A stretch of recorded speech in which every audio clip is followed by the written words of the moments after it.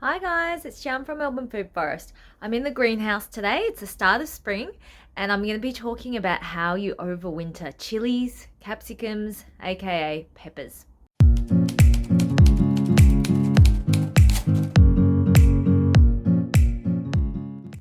Well, firstly, why would you want to overwinter them and what do we mean by overwinter? Well, chilies, capsicums, and peppers are generally thought of as warm season crops. So you grow them in spring and summer and they die off over winter and you have to replant the next spring. So, in that sense, they're often thought of as annuals. But in reality, in warmer climates, they're actually perennials, which means they can live for many seasons. In fact, we had a chili plant that my dad planted and it lived for 10 years. And this was just outdoors with minimal overwintering care. Now, some varieties are tougher than others and will easily survive a winter with very little effort, while others need a little bit more love and care over the cooler seasons because, after all, these really are, warm season tropical crops that thrive in the heat. So in winter, they can go into shock and can die if you don't give them the right treatments.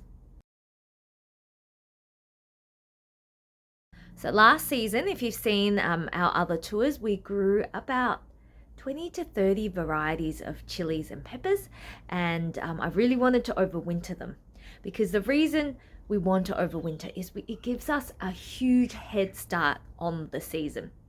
If you plant from seed each year in spring, they start off teensy tiny and you've got to nurse them back up to big producing plants again, and that takes time.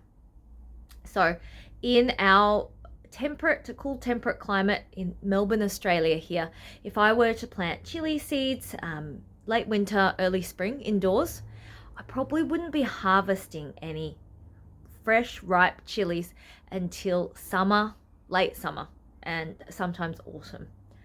Whereas if I've overwintered my plants, so I've kept them my last year's plants alive for another season, then I'm going to be harvesting fresh peppers in spring, late spring, all through summer.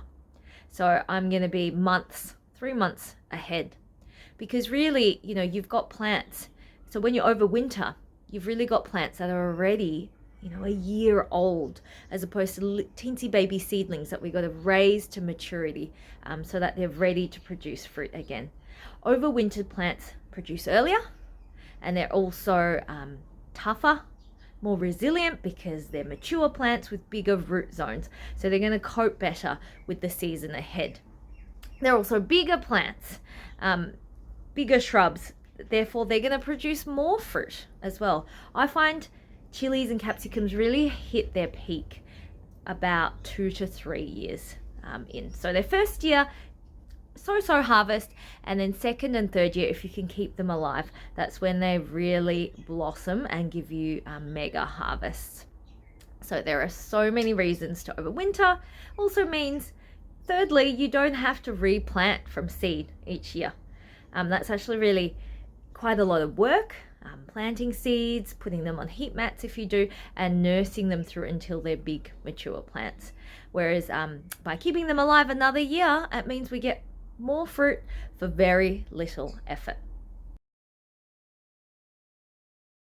Let me show you how we overwinter our chilies and capsicum. Now in summer, we have a beautiful row of chilies, capsicums and peppers all along here and all along that really hot reflective wall there because they really do adore the heat. So we can fit quite a lot of pots here, maybe about 15 all along that edge there. And in winter, we actually move them into the greenhouse where they stay warmer. So the greenhouse has more constant warmer temperatures and it protects them from excessive wind and rain because here in our climate we have really wet, cold, windy winters. And when they're not growing, so winter is their off season, they're dormant, they're asleep, They're resting. They don't actually want water. So part of the reason why if you just left them outdoors, they might not survive the next season is actually because their roots have rotted in the cold, damp conditions. So you don't need a greenhouse to overwinter. In fact, we used to overwinter our chilies and capsicums just outdoors before we had a greenhouse. But what you want is to find a sheltered spot like this, maybe along the side of your house under the eaves of your roof, or if you've got a carport or a porch, move them there. That's going to be enough to get most of them through. If you have a really precious plant and you want to make sure that it gets through the season, then you can also not only put it in a sheltered spot, but also create like a protective covering around it. So what you do is you put 2 stakes in the pot, one on this side, one on that side, and get some recycled plastic, whatever it is, big, sacks of rice that you used to have, or chicken feed bags, or even fabric. Use something that you can repurpose. Don't buy anything new for it. And you just wrap that around the plant, around the stakes here, so that you give it like a warm, comforting blanket. And that's for the ones that you really, really want to make sure get through the winter.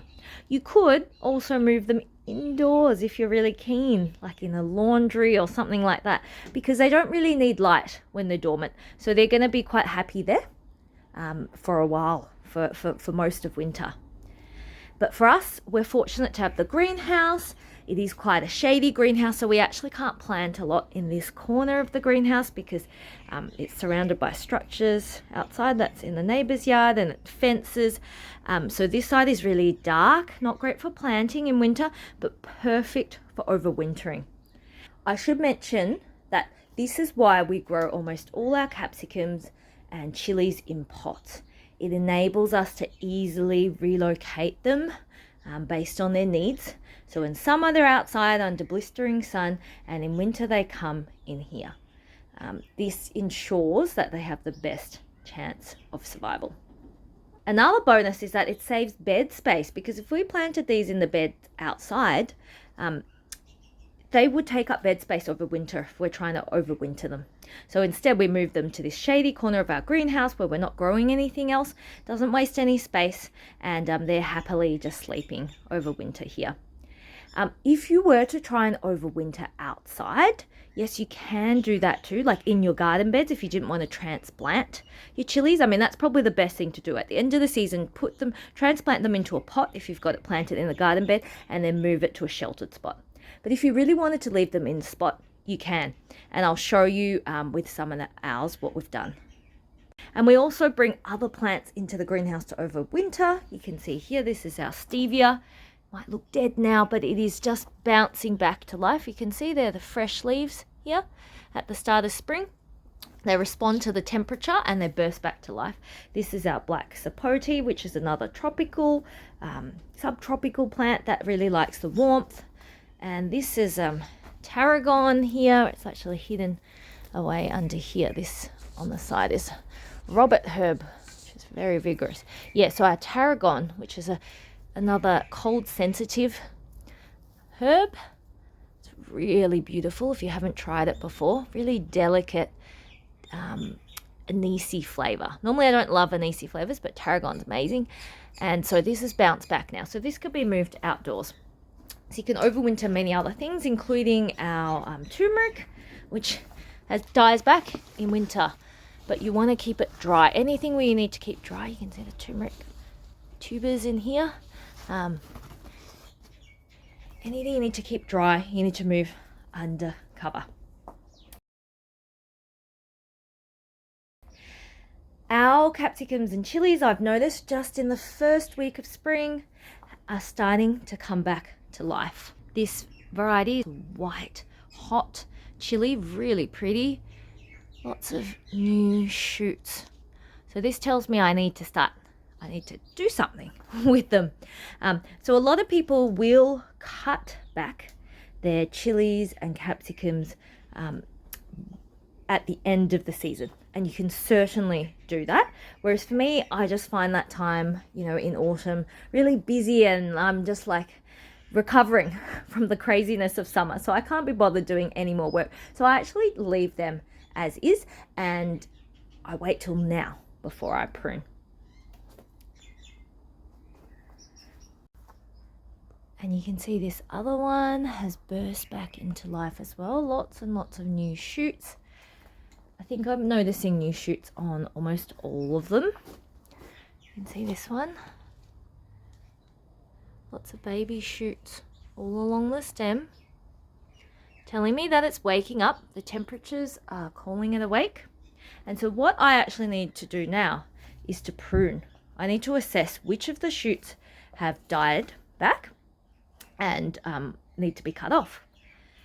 And this is a reason why another reason why I don't bother doing it at the end of in winter or at the end of autumn, is because you don't really know which shoots are going to die back on a plant. So you can see with this chilli, all the stems are still green and new shoots are coming out of the armpits. So this one actually doesn't really need a heavy prune back. What I'm going to prune though on it is these yellowing end shoots, like that one. Do you see that part's gone a bit yellowy? Just this part here, a little bit yellowy. But you know, have a look at it. It looks like it's in good shape. So I don't really need to do much pruning on this one. But let's contrast it with this one over here. And I had a, which one is this? Oh, this is our lemon drop chili. Now this one hasn't fared as well for whatever reason. Maybe it wasn't in as good health. Maybe it got a bit cold. You can see that a lot of the stems have died back from the top up until, you know, this point. The brown bits are the dead bits. And this one too, all along here. So that's actually going to need a heavy trim back. And you know that it is still healthy and alive because new shoots are coming out along the stems here from each of the nodes. And this bottom bit's looking really healthy. New shoots are trying to come out down there too. So what I need to do right now is to prune this back. Pruning actually triggers a hormone which encourages the plant to put out even more new shoots out of the node just below the prune. And so we need to make sure that when we prune to just above a node, and we do that slanted. So I'll show you what I mean by that in a second. And I'm just going to assess the health of some of the others. So say this one, I mean, they all look sad, but they're actually coming back to life. So this one probably only needs a trim off of some of the leaves that didn't fall off last season, and some of the brown dieback bits there. That one at the back, I think that looks like a UFO chili because that's so tall. That's actually green all the way along. So the ones that are green all the way along, you just only need to prune the very tips of them to stimulate that hormone and encourage them to come back to life and put out new growth. You don't need to do a lot for those. This one is my Christmas blue chili, and look at the stem. So purple. You might think that's dead, but it's not. That's just the color of the stem because it's a blue purple chili, and the stem is also that really dark deep color, and you can see new shoots coming out here. So really only the dead bits are these brown bits at the end, not the purple bits of stem. So that's actually looking really good as well. So you should walk around and just assess the health of each of your plants and what you might need to do for them. And the other thing we need to do is also perhaps to repot or top up their soil.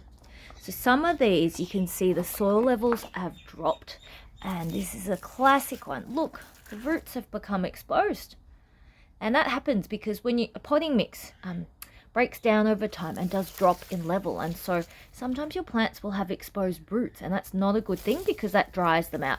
So that I need to top up for sure, and I'll just cover it with some mulch just for now until I get around to topping it up.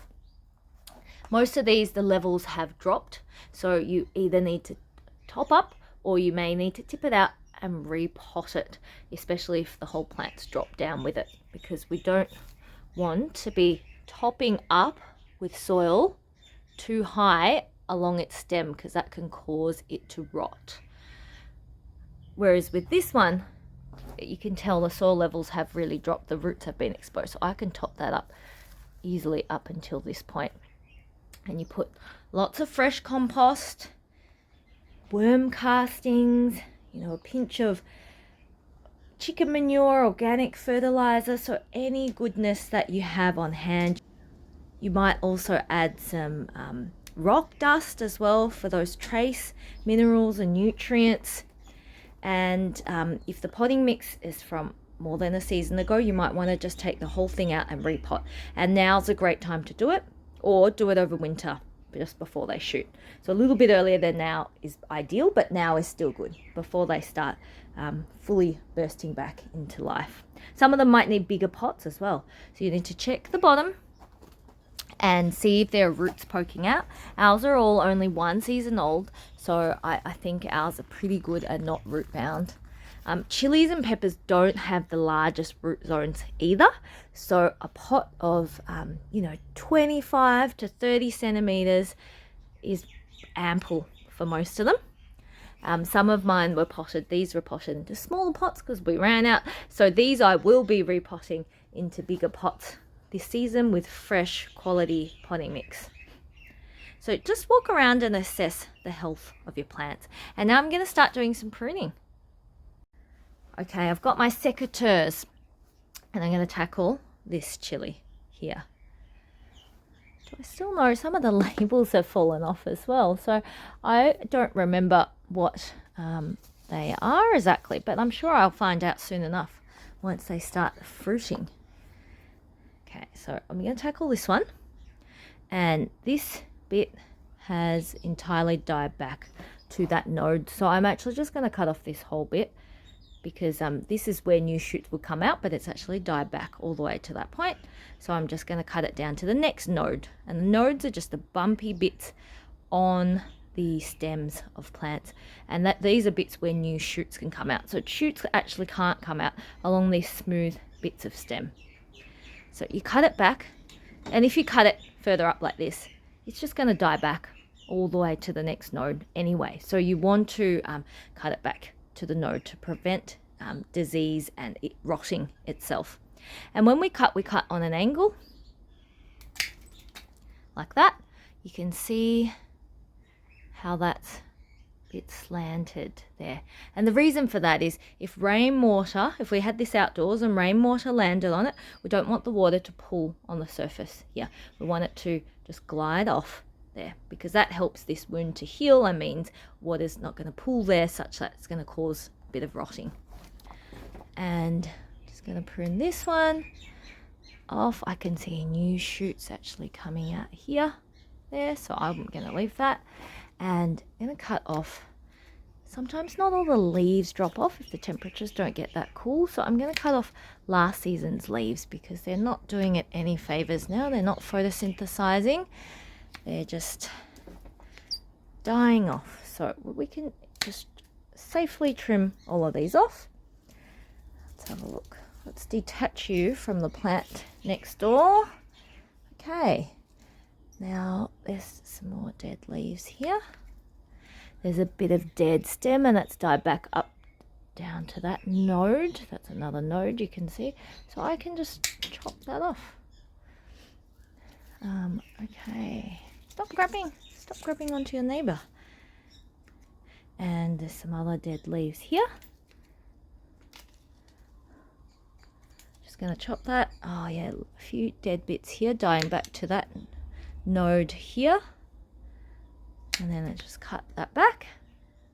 Let's have a look. And then there's also some stems where we harvested nice chilies last season. So these little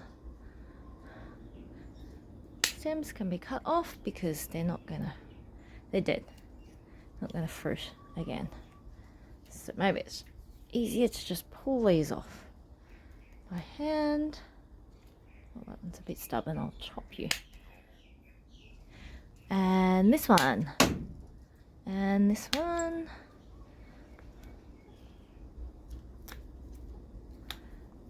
Okay. And so let's just have a look at our plant now. This one. Okay, pull it out from the top. Okay, this stake is a bit loose now, so I'm just going to push it in a bit further. Some of the taller varieties will need staking, so you don't want them to fall over. So now is a good time to do that as well in winter while they're dormant. Just assess a couple more little dead bits to trim off. You could trim it harder, and some people would. Might just trim off some of these thinner bits just to stimulate a bit of growth. And any kind of crisscrossing branches, any dead, diseased, damaged, so DDD, that's how you remember for pruning, dead, diseased, damaged, and any branches kind of growing inwards or rubbing against each other, I tend to just cut away because they're quite weak branches and they can break over time. So we want a nice structure. Oh, there's a couple more leaves. I'll just cut this back to there. Okay, let's have a look. Look at that. It's like trimming roses almost. If you've grown roses before, you trim them back to their nodes and they look a bit knobbly. So that's done. This one's done, I think. And then I'll just take a bit of time to have a look what's going on here. There's a bit of a freeloader here. I think it's some sort of bulb that's grown here. So I'll pull that out. Don't want any competition. Yeah, look, some sort of flowering bulb. Pull that out. There's lots of these fruit stickers from compost that I've added, so that's all come back out. I will just put these in the bin. Okay, there's one more, and I will have a look at this one. Look, this one hasn't dropped a lot, doesn't need a lot of topping up, but it does a bit still, I can tell. You can see these fine threads here, they're actually roots, so it has dropped. And I will need to top that up and give it more nutrients for this season. I tend to feed enough for the whole season such that I don't really have to put, add any liquid fertilizers or anything like that until towards the end of the season. So I give it enough to get through most of the season. We'll remove those bits of mulch that were helping to hold it up, like stakes. Okay, yeah, you can see why the stake's tipped a bit. It's a bit wobbly because the soil levels have dropped and I can feel it close to the top. So that one's looking pretty good. Roots, don't see any poking out the bottom really. Nope. So that's looking quite good. So once I top up the soil on these plants, look, they're close to being able to go outside. I might leave them in the greenhouse for another couple of weeks to be sure. So you need to know when your last frost date is going to be, and there's no magic ball, crystal ball that tells you that. For us, I know that even in spring, we can still have frost.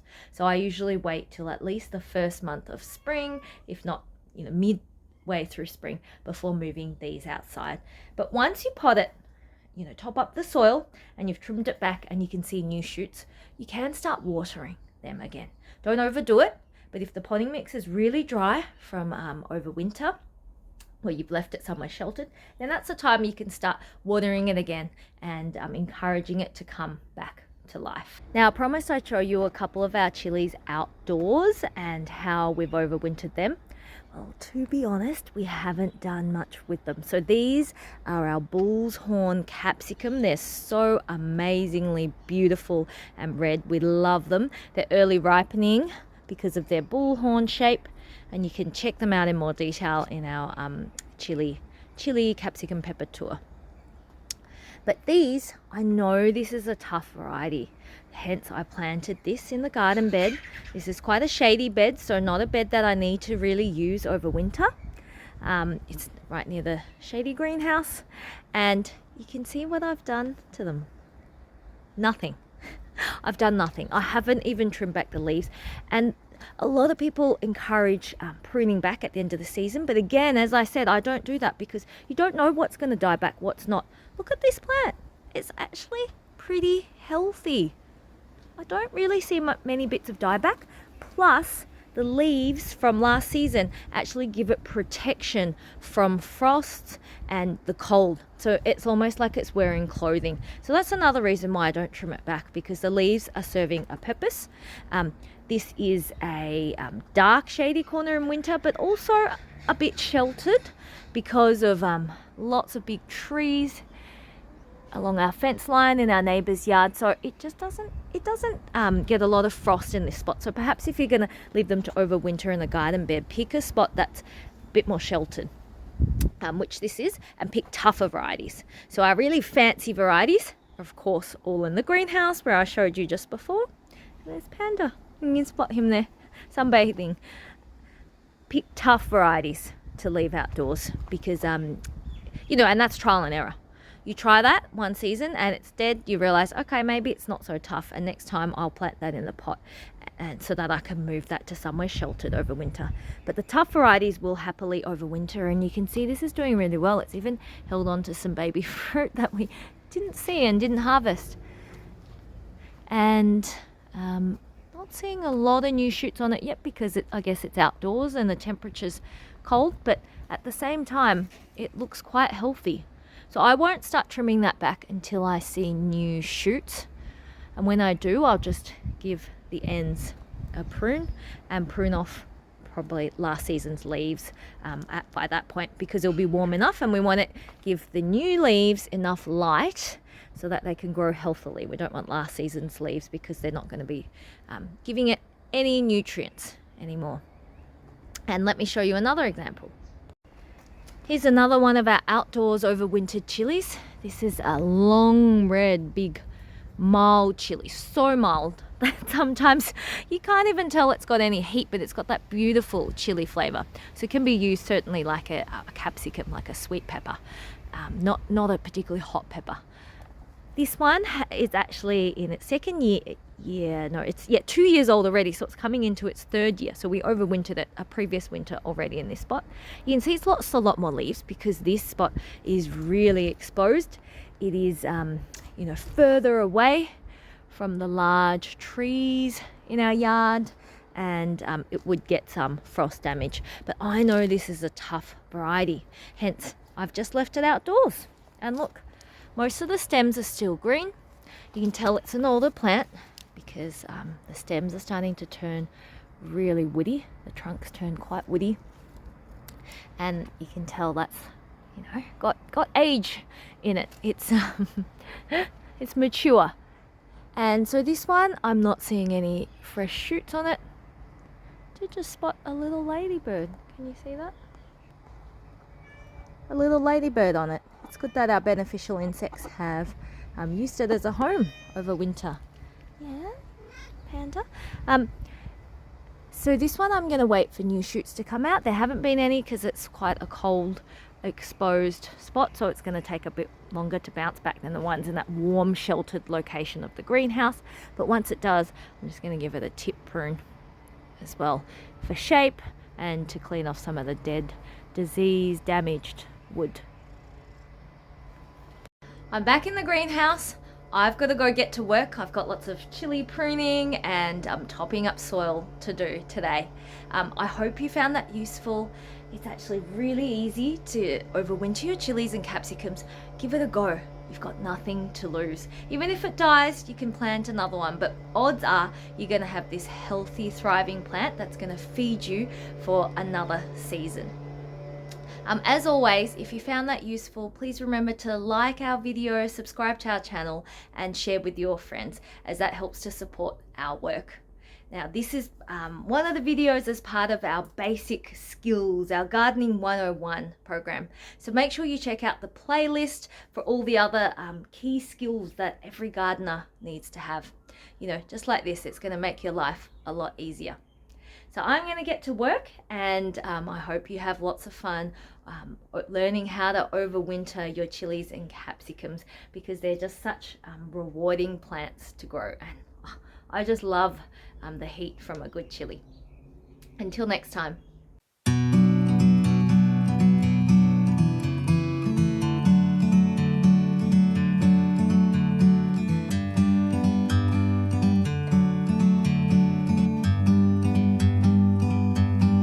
bird on a tree. I'm just sitting